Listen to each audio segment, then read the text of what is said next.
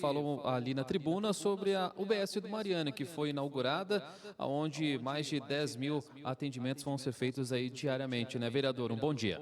Muito bom dia. Primeiramente, a satisfação mais uma vez estar aqui concedendo a entrevista à TV Câmara.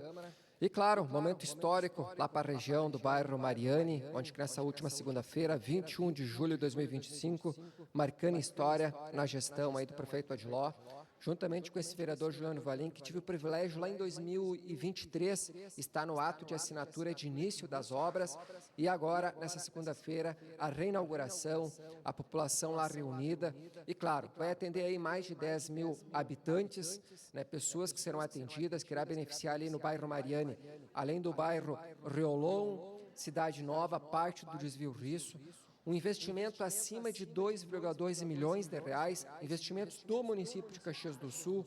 Eu, como vereador do PSD, faço parte da base, é algo memorável, porque quem ganha é a comunidade caxiense, é a população de Caxias do Sul, porque, para mim, saúde é um dos principais pilares da sociedade.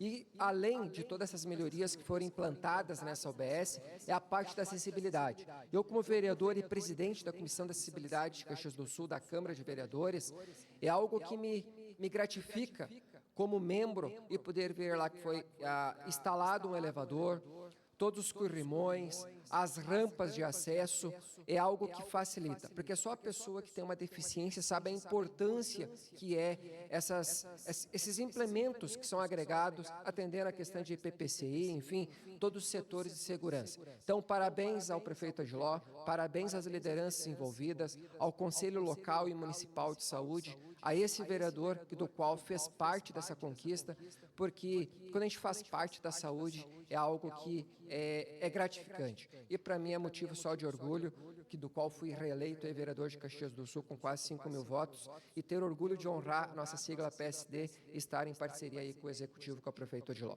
Tá certo, vereador. Muito obrigado e bom trabalho. Muito obrigado e um abraço aí do tamanho do Rio Grande a todos os telespectadores aí da TV Câmara, dessa audiência fantástica aí que nos muito orgulho. Tá certo. Vereador Juliano.